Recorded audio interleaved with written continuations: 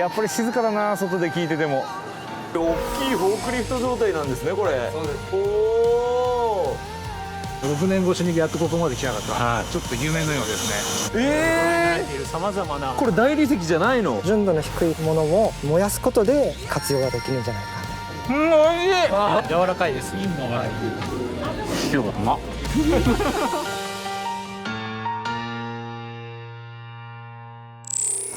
今回のトヨタイムズニュースでご紹介するのはこちらの水素で動く FCO 型トラック。おお。あ、もう本当に。何この加速。物流の分野で水素を使っていく取り組みは着実に広まりつつあります。これまで福島やタイなどでご紹介してきました FCO 型トラックがついに豊田市を走り始めたということで取材に来ました。こういったトヨタの工場間で荷物を運ぶという実証実験を始めています。福島、東京、タイなどで使われてきた大型トラック。今回いよいよトヨタの工場間の輸送でも使えるようになったそうです。これも日本にまだ5台ですか、ないって聞いてますんで、そのうちの1台を我々が使わせていただくということで、貴重で大切な実証走行になるのかなというふうには受け止めております。実際に三輪さん自身は乗ってみたりしたんですか？びっくりしました。これトラックというような感じで、なんか乗用車感覚でとても静かで、実証実験を始めて、例えばどんなことに気づきました？車の使い勝手とかメンテナンス作業においてやっぱり課題ってたくさんあると思ってて、そういったのをしっかり吸い上げること、開発部署にそれらをしっかりフィードバックして、さらにいい車作りにつなげていただければいいのかなというふうには考えております。はい、実際の輸送ルートでご一緒させてもらいました。お願いします。ああ、やっぱり静か。静かですよね。ちょっと大きい未来とかプリウスみたいな、ね、背が高いだけでね。そうですね。そっか、環境にもいいけど、こう運転する人にも優しいっていう。そうですね。今はまだ1台だけですけど、はい。もっとやっぱり増やした方がいいって感覚はありますか？増やせる。まあそうですね。あとインフラの整備が整ってか、充填しなきゃいけないですからね、水素をね。そうですね。あと2両がもうちょっと積めるようになったら、そっかそっかそっか。高圧タンクがある分、若干スペースが限られてますんで、その分荷物が積めなくなってるっていう部分がありますね。元町工場で運んできた荷物を下ろします。やっぱり静かだな、外で聞いてても。このトラックだけ。おお、開いた。確かにやっぱりこうタンクが入ってますから、スペースがちょっとこうね。リフトも静かですね。そうですね。元町工場ではフュールセルって書いてある。FC リフト約 40% ぐらい、FC リフトを使っていると思います。はい。そうなんですね。車作りや輸送の過程でもカーボンニュートラルを目指していく、とっても大切な取り組みですよね。ところでこの FCO 型トラックを作る大きなきっかけとなったのがアサヒグループからの要望だったんです。トヨタ社様とはですね、2017年ぐらいからですね、カーボンフリーのですね、大型車両が、開発できないかというようなことでですね、短期間でこういう大型の、FC がですね、開発できるのかということでですね、非常にハードルの高いチャレンジをされていたということでですね、本当に感無量なところがございます。トラックが導入されておよそ1年半。今どのようにトラックが使われているのかを知るためにアサヒビール茨城工場を訪ねました。おはようございます。すみません、よろしくお願いします。ここでビールをトラックに積み込むと。はい、そういうことになりますね。ということは、FC トラックがここに入ってきて、そこに積み込んでいくっていうことになりますね。そうなります。こちらはトラックローダーという、機械になっておりまして。トラックローダー。はい。おー、自動でビールが動いてきましたよ。ちょうどトラックに乗る分のビールが自動でレーンを運ばれていきました。ここからどうやって積み込むんだ？すぐに FC トラックも入ってきましたよ。これから積み込みの効率化のために取り入れたトラックローダーシステムを見せてもらいます。おお、なんかいろいろ操縦するはいハンドルがありますよ、はいここで米谷さんがはいいろいろ操作をしてはい積み込む、はいそういう形になります。おーじゃあ進みます。はいはいあ、そういうこと、はいここそういうことです絶対が動くんだ。はいへえ、そうですね。すごい大きいフォークリフト状態なんですねこれ、はいそうですね。もう簡単に言えばそういうようなシステム。お上げていきます。ーおー、上がった上がった上がった上がっ突然足場が動き出したんでちょっとびっくりしたんですが、このトラックローダーのおかげで荷物を一気に積み込むことができるんです。た、早っめちゃくちゃ早いじゃないですか、はいあ、なんかいいですねこの朝日とゼロエミッションそうですね FCV っていうのがかっこいいですね。最初どう思いました？最初何これみたいな。 FC トラックが来て、なんじゃこれはみたいな、はい結構現場内でも話題になりまして。あ、ほら走り始めた、ほら静かだからわかんないですけど、出発しました。はいトラックが来て積み込んで出ていくまでのはい時間がどれぐらいですか？まあ大体5分ぐらいで5分はいもう積み込みが終了してしまうので。自動化と人間の技っていうのがうまく融合してそはいの時間になってるんですね、はいそういう形になっております。はいそうして工場を出発した大型トラック。東京の平和島にある水素ステーションで給水槽を行います。やっぱり静かですね。静かすぎて隣のエンジン、車のエンジンとか、はい。あと石挟まってタイヤでカチャカチャ言ってる音とかがええ気になるぐらいで、ああ、そんなにはい、パワーとかもあるんですか、やっぱり。あります。で多分出しちゃいけないと思うんですけど、加速からだと全然速いです。モーターだかモーターらなので乗り心地は。乗り心地は変速とかがないんで、うんギクシャクがないのでストレス全然ないですね。全然ない。はいあ、そのマスク越しでも笑顔がわかりますもんね。ね。こちらの水素ステーション、水素タンクの容量が大きいこのトラックにとってはとてもありがたいある特徴を備えているんです。真鶴さん、二口ツインですね。ツイン充填ツイン充填。初めて見ました僕。この車だけですね。今大型トラックが数台しかないんですけど、はいこのトラックだけが今2つのツインに対応している。やっぱり充填は早くしなきゃいけないから、そうですね、乗用車はもうダウンタイムという止まってる時間が少しでも短くしなきゃいけないので、理論上半分の時間で済むことになるので。そうですよね、はい。 2倍ですよね、スピードは、オートラ専用って書いてある。ありがたいですね。いつもは皆さんこっちでやるんですね。そうですね。はい。未来とかちっちゃいトラックはもともと開発チームでいらっしゃいますから、開発の段階から充填時間を短くしなきゃいけないっていう。はい。開発陣のこだわりで2つつけようということで実現することができました。あとやっぱり水素ステーションが対応してくれてないと、この2つのノズルもね、宝の無軸種なので、よくここまで準備していただいたと非常に感謝してます。どうですか、こうやって実際にこう稼働している姿を見たら。いやーもうちょっと夢のようですね。6年越しにやっとここまで来たかという感じなので、一番やりたいのはこの水素ステーションさんを繁盛させたいんですよね。たくさん水素を使って水素ステーションも繁盛して、この水素の所有者がこう普及していくという、そういう一つのモデルを作って増やしていくということをやりたいです。まだまだね、広がっていくには時間がかかりそうですけど。そうですね、まだ車も高いですし、あとここにですね水素ステーション積んでしまっているので、荷室が狭くなってしまってるんですよね。ドライバーが不足している中、荷室が狭いというのはすごくご迷惑をおかけすることになるので、そこもこれからの開発でなんとか改善していけたらと思っています。車の開発も進めていくし、水素ステーション自体もまた増やしていかなきゃいけないし、両方セットじゃないと本当に普及はしないと思います。はい。だから岩谷さんとかコスモさんとかとこうやって一緒にやってるんですね。はい。水素を使う立場として先陣を切ってくれたアサヒグループではどんな未来を描いているんでしょうか。運用してみてどうですか？振動が少ないということで、ドライバーさんの疲労の軽減につながっていると。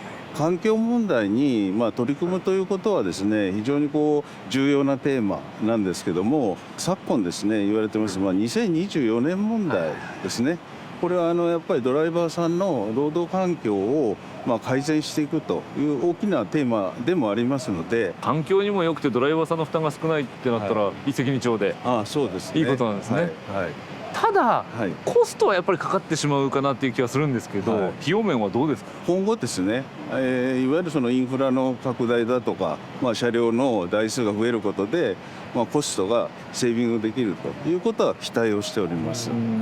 朝日さんとしても台数を増やしていこうってお考えなんですか？2040年にですね、我々朝日グループとしては朝日カーボンゼロという、いわゆる目標を掲げて、今進められてますが、物流の部門としてはですね、今のこの環境配慮型のトラックをですね、順次導入してその目標達成につなげていきたいというふうに考えております。ドライバー志賀谷さん笑顔ですもん。ああいう笑顔を見るとね、ちょっと嬉しいんじゃないですか？非常に助かってます。ありがとうございます。仲間を増やしながら少しずつ広がっている水素の物流の輪、今後の展開にも注目してまいります。水素活用の場は社内でも広がっているんですね。こちらは下山工場なんですが、水素をどういう形で使ってるんでしょうかね。試作確認です。案内していただくのは長崎さんです。おはようございます。おはようございます。下山の工場は何を作ってるところなんですか？未来に搭載している水素タンクをですね。そうですね。で、もともとはエンジン工場で、水素に関して皆さん触れている工場でもある。でも水素の未来のタンクだけではなくて、なんか水素を活用してるって聞いたんですけど。そうですね。今日はぜひそこら辺をご紹介させていただければと思って。まだ教えてくれない。今回紹介するプロジェクトの前に、まずは工場を見学させてもらいます。そこの工場が今、電池の工場にということで作ってるところなんですね。そうですね。まさにマルチパスウェイ工場みたいな感じなんですね。まさに。FC 製造部だ。失礼します。ほら。FC 燃料電池に使う水素のタンクを製造している下山工場。燃料電池車の未来や FC 大型トラックなどさまざまなモビリティに使うためのタンクが作られています。活用の幅が増えてきてますよね。そうですね。今はもう本当にいろんなことに試して、どこにニーズがあるかトライアンドエラーしてまさに最中ですね。ただこうやっていろんな活用の仕方を見てきましたけど、この下山工場でトライしている活用っていうのは、実はこちらに、こんな近くに、こちらにちょっとまずパネルだけですが、水素調理器ね。それを下山で使ってるんですか？先月からですね、もう食堂に常設して。食堂に常設？トライじゃないんですね。もうトライじゃないです。下山ですね。水素も無駄な水素を活用しようという取り組みで始めてますが、他にもですね、廃棄物を減らすとか、より付加価値のあるものに蘇らせるという取り組みを進めてまして、ちょっとご紹介させていただきたいなと思うんですけど。焼きうどんではないです。違うんですか？下山工場では廃棄物に付加価値をつけて再利用するというアップサイクルに取り組んでいます。焼きうどんに見えたこちらはタンクを作る際に余った樹脂の切れ端なんです。FC タンクの樹脂に使われているので、とても耐久性も良くていい樹脂が使われているのを無駄にしてました。で1日なんと20キロも。うわ、もったいない。もったいないです。とてももったいないなと思って、なんとかこれをリサイクルできないかと考えた結果、こちらで開発しました。これ圧縮機っていうんですけど、古くなったドロドロになった樹脂をこの中に入れて圧縮させて、このようなブロック状に成形します。でこれを加工して、今ご覧になられているさまざまな、これ大理石じゃないの？大理石状に見えるんですが、実はこれ全部樹脂なんです。本当だ、樹脂だ。ほら、大理石に見えません？ね。もったいないをなくしてっていうそういう活動をしています。なるほど。だから今回下山工場で水素を活用してるよ、水素調理使ってるよっていうのも、無駄な水素を使ってるっていうところに意義があるんですね。そこが下山が取り組む意義というか、使命だと思ってます。面白い。ちょっとお腹空いてきません？そろそろ。まだ早い。食堂のオープンを待つ間に水素タンクの製造の様子を見せてもらいました。まずは以前にもご紹介したタンクに繊維を巻きつける工程です。あ、巻いてる。今ちょうど巻いてるところに。巻いてる巻いてる。あー、巻いてる巻いてる。これね、この前トヨタイムズニュースで皆さんにぼかした状態で見ていただいたやつです。今日はいいんですね。 OK です。見せていいんですね。 OK です。ぼかし取りますよ。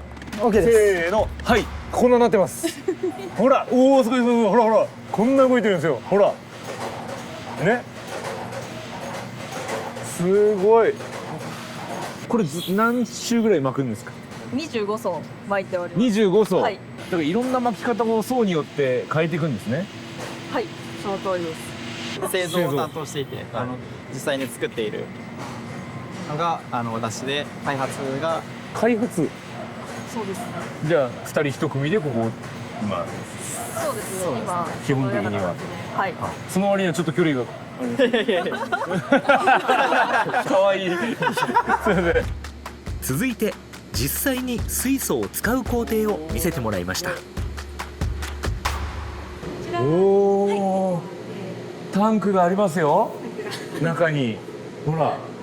最終工程で漏れがないかっていうのを最後に確認する工程になります。水素をもし仮に入れて漏れてしまった場合に可燃性ガスなので、水素に近いヘリウムを使って、漏れの検査をしています。漏れがなかった OK だよっていうのをこちらに移動して、タンクの中が窒素とヘリウムが入っているので、それを水素に切り替えないといけないので、ガスを抜いて、水素を入れて、ガスを抜いて、水素を入れてっていうのを3回繰り返します。おお、確かにここ水素イン配管って書いてあります。まさに水素が入る配管。はい。ね。違うの？違うの？なんで言ってたんですか？なんか間違えました。いや、ちょっとダジャレ言ったのかなと。すぐ入らないかんって言ったのかなって。なるほど。入らないかん。入らないかんですね、これで。3回繰り返して、最後タンクの中を水素 100% に近い状態にして、車両の方に持っていってます。水素が 100% じゃないので、最初はそれヘリウムとか窒素が残ってるってことですか？残ってるので 100% の水素じゃないっていうので、もともとは捨ててたんです。でももったいないんじゃないか。もったいないんじゃないかっていうので、その水素を再利用できないかっていうので、今水素回収の方で再利用して使っています。おお、水素タンクがいっぱいある。純度が高くない水素をこうやって捨ててたのを貯めてるって言ったんですけど、それは使えるものなんですか？使えます。使える。はい。まずは、FC 発電、発電に使えないかということでですね、こちらですね。ああ、はいはいはいはいはい。FC パワーシステム。純度が比較的高いものは、この発電 FC に使えますので。大体何%以上だったらいいんですか？96、7% 以上であれば FC に発電に使えると。もともとは、全部捨てて、そのうち7割は回収してこれに使えるようになった。バッテリーに使えるんじゃないか。あ、そうですね。でやってみたら使えた。はい、使えた。でもそこでも使えないのが3割で残り3割まだ使えてないものがあると。そんな中ですね、ちょっと夜会話をしてる時に、水素調理ってあるらしいよって話をちょっと聞きまして。これまでトヨタイムズでも何回も取材してきましたけども、中村さんがやってる水素グリルとか水素ピザ窯とか、ああいうのを噂で聞かれた。そうですね。じゃあちょっと話してみようかということで話をしてみると、あ、燃やすか、発電しか頭なかったんですけど、そっか、純度が低くても燃やす水素はあるわけだから燃えるわけですね。燃えはするよね。燃えはするんだったら、その純度の低いものを燃やすことで活用ができるんじゃないかな。それでようやく食堂でも出せるようになったっていうことにつながるんですね。そうですね。最初一人で始めてたんですけど、なんか楽しそうだねってことで、今日参加してるメンバーとかもみんな集まってきてくれて、一気に導入まで進んだかな。へー。これ食堂で水素を使う際には、水素を金属に吸着させる吸蔵合金のタンクを使用。高圧ガスの状態ではなくなるため、規制はなくどこにでも置くことができるようになるそうです。こうやって今まで捨ててたものを捨ててた立場で、こうやって再利用できるってなった時にどんな感想を持たれました？僕たちも食堂でそれを食べてますし、すごくいい活動だなと思って、長崎さんから話をいただいた時にそれに参画できるのはすごくありがたいなと思って。食べて違いました？やっぱり。はい。違う分かってないぞこれ。でも美味しく食べられてるわけですよね。そうですね。いつも楽しみにしてるので、僕たちが実際にボンベ持ってってるので、今日だなって分かってるんで、今日早く行こうかな。なるほどね。今日は何ですか？ちなみにメニューは。今日フランクフルトですよね。あ、違います。ごめんなさい。チェックしてないじゃない。してなかった。お待たせしました。いよいよ食堂へ。おー、いいですね。美味しそう。あ、焼いてる。これは水素グリルですね。はい、そうです。おお。次々と。そうですね。もうすぐ12時なんで、今一気にはい焼いてらっしゃいますね。どうですか？実際にでも扱うことになった時に、シェフの皆さんも食べてみるわけですよね。そうですね。やっぱちょっとしっとりしてるというの手を少しこう熱がしっとりして、水蒸気がね、形になってしっとり焼き上がるし、ガスよりこう臭みがないとか苦くないというのが焦げっぽくなくなる。つかないっていうね。さっきのあれだ。ね。そうね。武田さんが入れてたやつですね。武田さんが入れたやつをあそこにさせてもらって。確かにあれを変えるだけだったらね、そんな手間じゃないですよね。そうですね。始めるのが大変だとなかなか運用を含めて続かないんですけど、気軽にやれるっていうのが継続的にやっていく一つの要素かなと。これこう全体見ても思ったより場所取ってないですよね。そうですね。コンパクト。です。なんか隣に水素ガス警報器の。そうです。実はですね、物がですね、ちょっと上を見てるとなんかぶら下がってるやつ。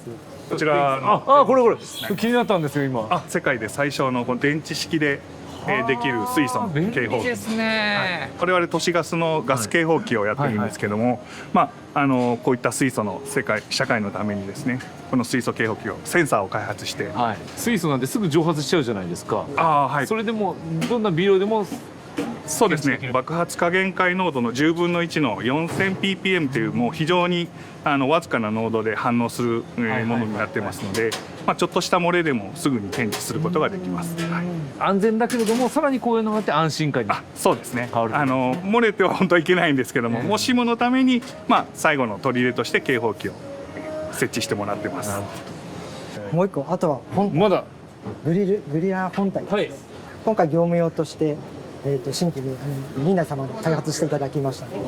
林内さんいつもねご一緒させていただいてる。林内さん。林内さんもね取材いつもさせていただいてますけれども、これは今回この食堂で設置するために作ったの。そうですね。まずは実証機として、初めはちょっとちっちゃめの面積で富士スピードウェイの一発目入れさせてもらったんですけども、それよりも面積をその倍ぐらいで使わないとやはり回らないので。林内さんの中でもやっぱり水素っていうのはもう将来未来を作っていく上で重要なものと捉えてるっていう。そうですね。やはりカーボンニュートラルという言葉に対しては、水素っていうのは一つの答えではありますので、トヨタ自動車さんもそういう水素の道を作っていただいてますので、僕らも利活用として一つの一翼になればいいなと思ってますので。さあお昼休みの時間になり、一気に人が集まってきましたよ。水素で調理した焼き鳥は大人気ですね。すごい。焼き鳥絶対食べるぞ。よしっかり取りましたよ。取りました。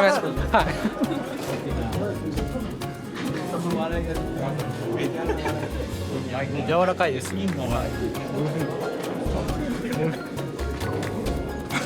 味しそう。やっぱ水素使ってるんで余分な油だとかが抜けてちょうど美味しくなります。今まで捨ててた水素を使ってるわけですから。そうですね。工場の人たちにとっても有意義なことですよね。そうですね。ここで働いてる方も半分は FC タンクの関係者がいるので、皆さんも取ってると思います。なるほど。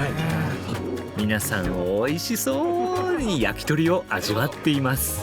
美味しい。おまけの顔やっとかんと。うまい。いやそのまんまですよ。いい香りがするんですもうね。いただきます。ものすごいこの肉の旨味が飛び込んでくるのと柔らかい。僕焼き鳥大好きでよく食べますけども、より旨味が凝縮されてるようなイメージですね、水素調理器で。結構外側はちょっと固めになって中が柔らかくなるっていう焼き鳥をたくさん食べてるんですけど、全体が柔らかい感じです。で火はちゃんと奥まで通ってる、芯まで通ってるっていうような。これは美味しいですね。相性がいい、ベストマッチですね。ね、水素グリル、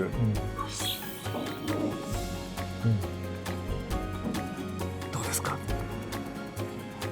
これ実は焼いてもう10分以上経ってるんですけど、冷めても美味しいっていうのが水素調理のもう一つの特色なんです。